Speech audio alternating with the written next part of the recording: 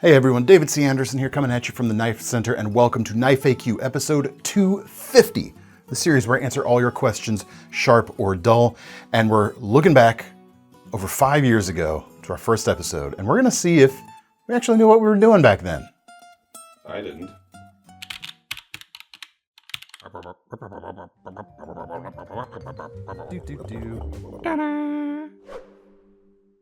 Hey everyone, welcome to the show. If you're new here, we get your questions from the comments section down below.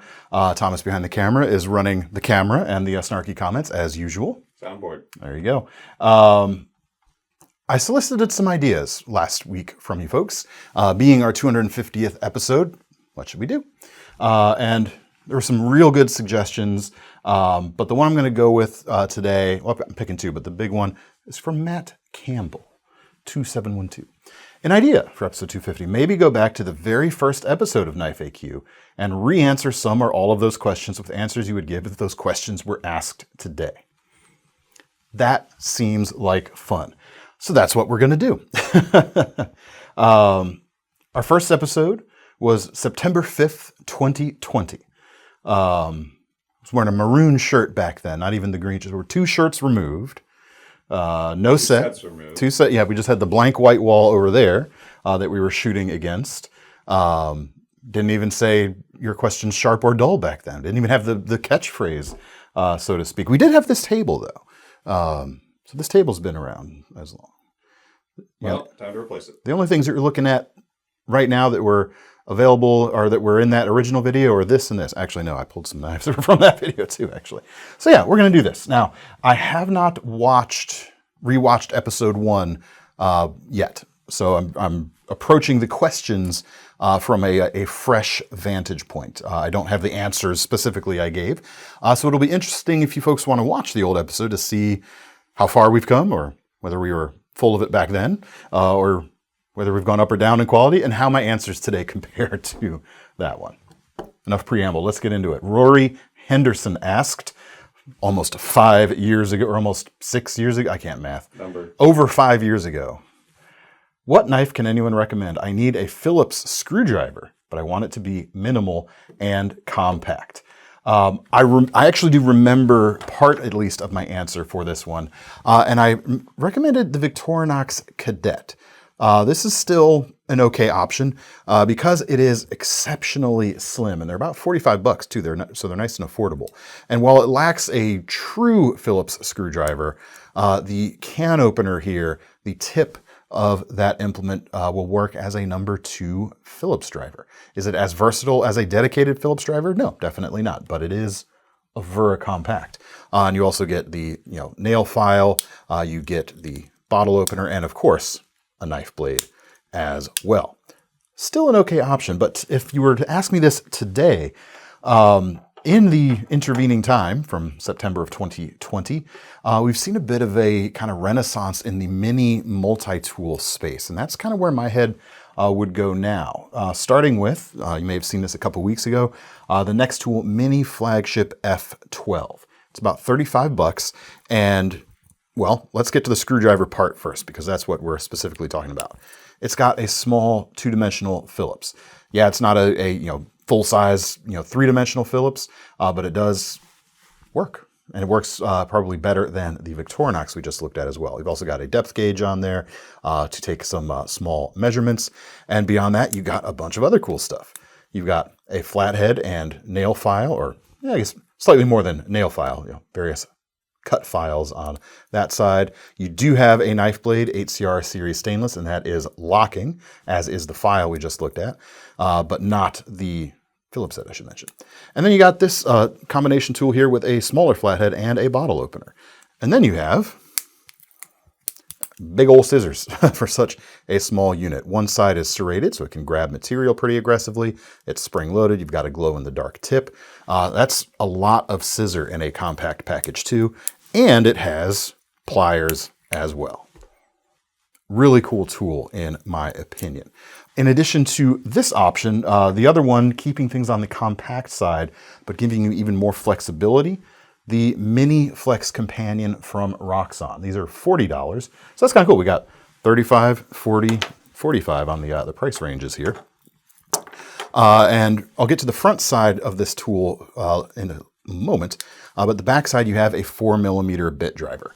Comes with a Phillips, I believe it's a number 1. Yes, it is a number 1, but you could put whatever Phillips head you want in there. You could carry more than one Phillips head. You could carry any number of 4mm bits with you to further, say exacerbate the flexibility of this, but that's not the right word. Brain fart. Hey, I still have those 5 and some years later. That's not going away. Really cool option. You could go with the standard Flex Companion if you want a 1/4-inch bit driver, but since you mentioned compact, go with the mini here for more compactness. Front side, you've got a blade, you've got a package cutter, you've got a bottle and can opener, and you have a pretty capable pair of scissors. So the blade on this, I think it's around that 2.5, in between 2 and 2.5 inches, 41/16 steel. But let's say you wanted to swap this out for something else. Maybe you want a bladeless multi-tool, for example. It's super easy on how these swap out. When it's open, you use this locker arm here, go to the rearmost position there, and that unlocks the back here. And you can just, at that point, wiggle this out. Do it carefully so as not to cut myself. And swap the other implements in. It actually comes with a flathead screwdriver with a file built in. Maybe you want a bladeless option here. You would, at that point, just pop it back in, and you're locked. You're good to go. Yeah, tons of different implements you could swap into that too if you don't want. The Mini takes the short-sized implements. The standard one can take short or long versions, and there's literally dozens to choose from. That would be my answer today. Next question was, and is, Pete Pyrotechnic. I'm wondering whether I should get a Kershaw Lucha or a Bradley Kimura, mainly because the Kimura is $20 cheaper and looks way cooler. Is there a way to disassemble the Lucha and dye or color the handles without affecting the performance of the knife? If there isn't, which would you recommend? By the way, I don't have a preference about weight or handle thickness, which would be the main downside for a lot of people I've seen. Answer is you could go get either, and there would be reasons to get one or the other nowadays too. Let's get to I'll skip down a little bit. You say, is there a way to disassemble the Lucha and dye or color the handles? Not really. I mean, you could like spray paint the outsides, you know. I think at the time they only came in the stainless. At the time this was asked, it was pretty early on in the model's run, so it only would have been the stainless steel handles. As it is today, that's mostly all it is as well. There is the high-end version with titanium and carbon fiber. All the other ones, I think, are still steel. Yes, including this one, which is the only currently available colorful Lucha that we have with a red coated handle. And this is also the least expensive one, $155 right now. 14C28N blade, cool straight clip point shape. The Bradleys come in, actually the standard price is about $130 now, so the price delta is about the same, but we have a few of these marked down. Some of them are right at $100. This one, and I literally mean this one because we only have one left at this price. The Coyote G10 right now is $89.95. So one person, if you see this and you go to the site and it's still there, you would be buying this exact knife because it's the last one on the shelf. The picture says first production run, but it's not first production run. Just so you know. 154 cm steel here. Both of these knives are made in America. The 154 cm is a steel that's made in America as well. The 14C on the Kershaw is a Swedish-made steel. Differences, obviously the Lucha is a little longer. The Lucha has ball bearings in the pivot as opposed to the Kimura, which does not. And the action on the Kimura is pretty good. At the time, this was kind of the at the top of the list of like the next level or next step up ballast songs you could buy once you graduate from like the true entry level stuff. But I think the Lucha nowadays like definitely has smoother action. This will break in a little bit more. It's a little bit slow out of the box. But yeah, no big deal really in the grand scheme of things, especially if you like to tune it up. I like the blade shape on both, quite honestly. Answer, if you're looking for a bargain, definitely go for one of the Kimuras that are on sale right now. I don't know. Isn't that a funny way to end? It's like, I don't know. What do you want?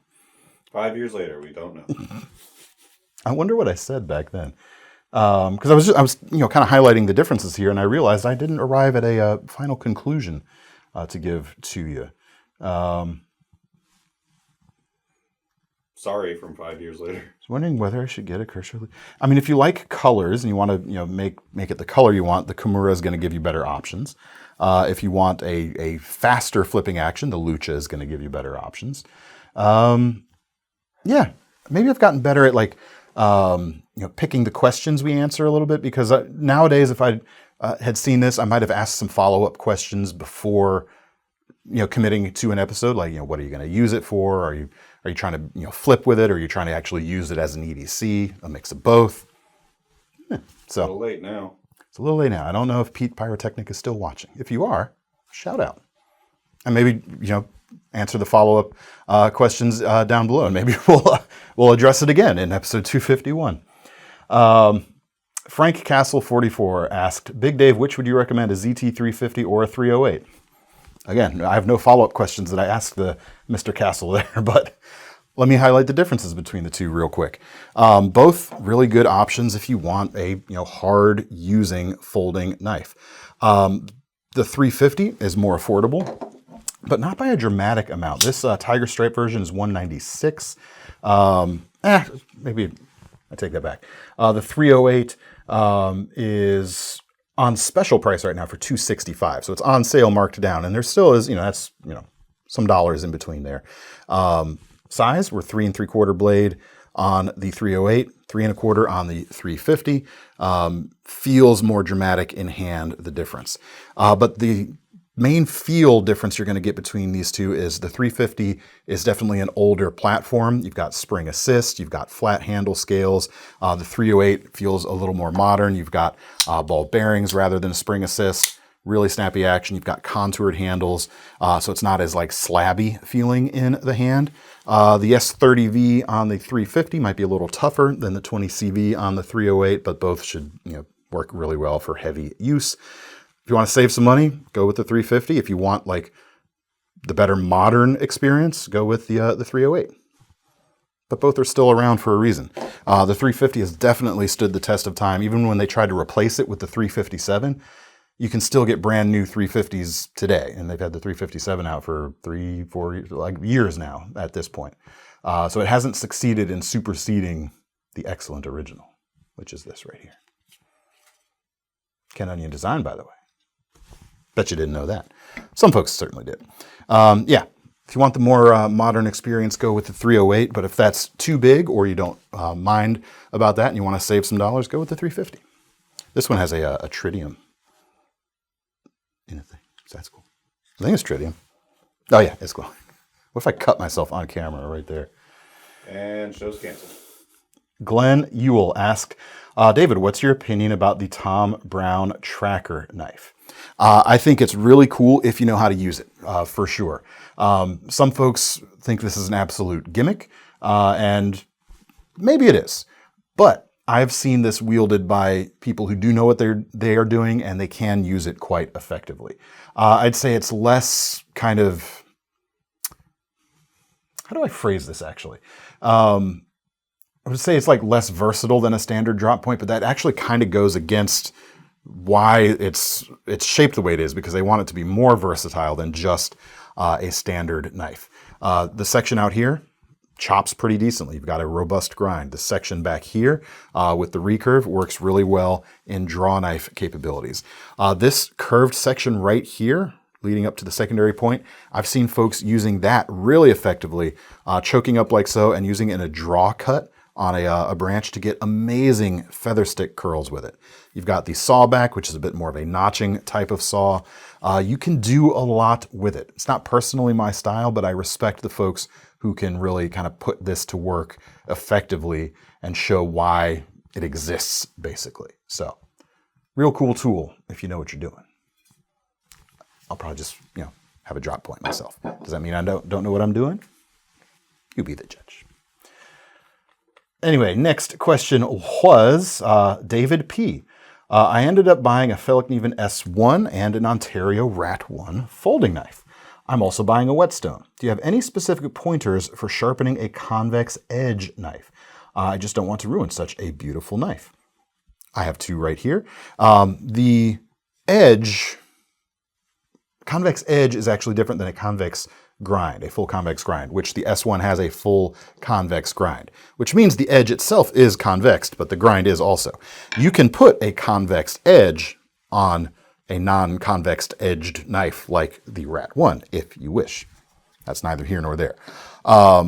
With standard grinds, you can maintain it on a flat whetstone, no problem. With a convex geometry, whether it's the edge itself or the full geometry, like on the Feldknieven right there, you really need to resort to strops and pair those up with wet dry sandpaper for your abrasive. That is hands down my favorite way to do it. And the way I probably answered it in that video is I pointed you to the Sharpening with Strops video that we made prior to September of 2020. And I will do so again. It goes through really how you can use a strop like this JRE strop bat, for example, in conjunction with sandpapers to not only just maintain your edge as you go, but turn it into a complete sharpening system. That's what I would check out if I were you, or if I were David P. That was it. That was episode 1. Those were the questions.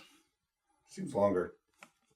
It was only about 13 minutes back then, so it was pretty quick. I don't know, like how, well, we had some dead air at the beginning before we started actually talking on the film here.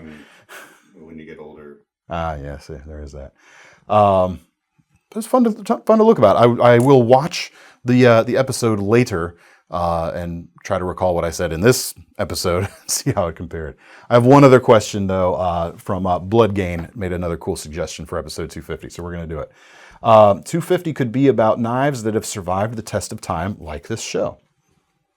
5+ years is not bad for YouTube land in terms of longevity, that's for sure. Designs or individual knives. You could talk about your personal knives that you've beat up and they keep going. Bring them on to show off.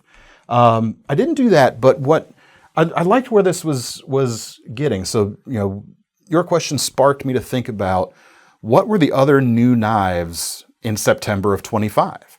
So I went and looked at the 4 weekly episodes from that month to see what was new, what we showed off, and what are like the longevity picks from those. I think it's pretty cool. Right off the bat, there was a Buck 112 Slim limited edition with carbon fiber handles. That's really cool. The Buck 112 and its antecedent to the 110, of course, can't get much more stands the test of time in the modern era than that particular knife. In fact, they're continuing to iterate on that knife all these years later. The 110 Slim Heritage Elites 110 and 112 models are really cool. We can actually pre-order those now. They should be out in the next few months, I think. Still going strong. How cool is that? The next oldest, there was a Delica that month. The Delica in K390 from Spyderco. Delica 4, we're on the 4th generation of the Delica, but we've kind of been on the 4th generation of the Delica for over 20 years, maybe at this point. It's really, it's almost kind of like it's reached its final form until they come out with the Delica 5, of course, because it just plain works. It's a great all-around shape. You've got that nice thin slicey blade. The K390 holds an edge like you wouldn't believe. It is a phenomenal cutter, especially when it's that thin. This thing destroyed cardboard cutting tests that we did back then. We also had the Microtech Troodon, the Bounty Hunter Edition. Also long-running model. The Bounty Hunter Edition is not this, but it did have the Tonto blade right there. I do have a Microtech Exoset here in the Bounty Hunter livery. We do have some of these in stock right now, at least. So mush these two together. It looks like this, but it was shaped like this, but it looked like this, right? Graphic, maybe. No. What else? There was a new bug out that week, or that month, the CF Elite version. That is when that dropped. It's kind of fun to look back then. When the CF Elite version dropped, I think there were only 2 other handle options in the bug out range at the time. There was the original blue handle, of course. There was the Ranger Green version. I think that was it.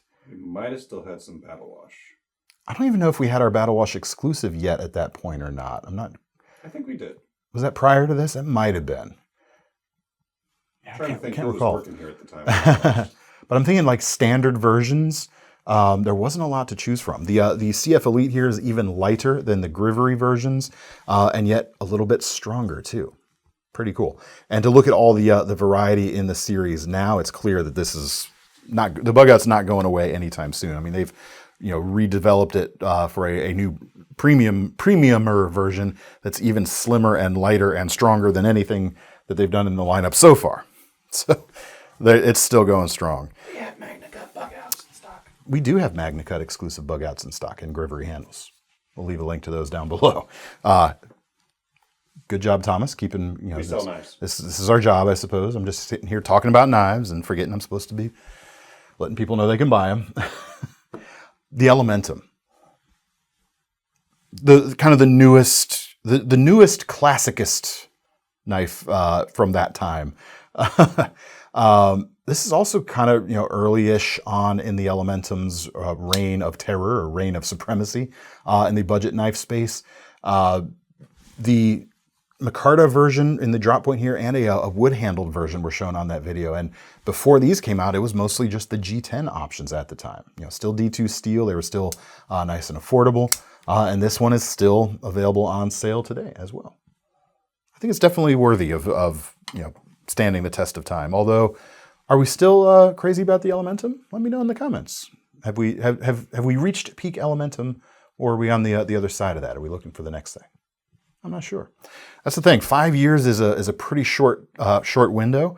Even things that are very successful over that 5 years might not make it to 10. I think the Elementum will make it to 10 though. The other one that was kind of cool. This one's maybe a little less on the long-term success spiral, but maybe not. The Bare Knuckle from Kershaw. We had 2 exclusives on one of those videos. We had Champagne Gold and whatever we called this one, Flat Dark Earth probably. That's probably, maybe it was Tan, I can't remember. EBBLK, so it's probably Earth Brown. Dirt. 20 CV blades on both of these, the aluminum handles, the sub frame lock. Shortly after, not too long after, we had these, they discontinued the Bare Knuckle. And that could have been the end of the story right there, but they did just bring it back this year, now with the crossbar lock instead of the sub frame lock. So it's not quite as quick and snappy feeling. That was the whole thing about these Bare Knuckles is just the snap on them was phenomenal. The action on these are still very good, but it's not that same kind of frame lock style snappiness that you would get. New deep carry pocket clip on these, MagnaCut steel on these right now too, which is very cool. And what are the prices on these right now? About $180 for this. US made, MagnaCut steel, aluminum. Not a lot of versions of this out there yet now, but I bet you we're going to be seeing some more. That's the knives from 5 years ago that are still standing the test of time. They're still going strong. Other things we didn't have 5 years ago, 5+ years ago when we started this series, we weren't doing a lightning round. We didn't have our most serious question segments. So I'm not going to do those today either. But I will ask you folks if you have any ideas for any other sorts of segments we could add in to the mix. We had our measured once, cut twice segment that we do. Well, we didn't have it back then, but those are the ones that have come episode around. has kind of been one. That is true. Good point. You can put the graphic in now if you want. Or maybe it's already in there. I won't know. We did comment of the day for a hot minute because there were fun comments that weren't really questions that just thought they'd be fun to respond to. Evolved into most serious. In a way, it sort of did, didn't it? Anyway, keep your questions coming. Keep your segment suggestions coming as well. Let me know what you thought of the answers. How did they compare to 5+ years ago? If you have any alternate answers yourself, drop them in the comments. And to get your hands on any of these items, check out the links in the description, which will, of course, take you to KnifeCenter.com. And don't forget about our long-running Knife Rewards program, new payment options at checkout, including Sezzle if you want to break things up into payments. I'm David C. Anderson from the Knife Center. That's Thomas behind the camera. Happy 250, everybody. See you next time.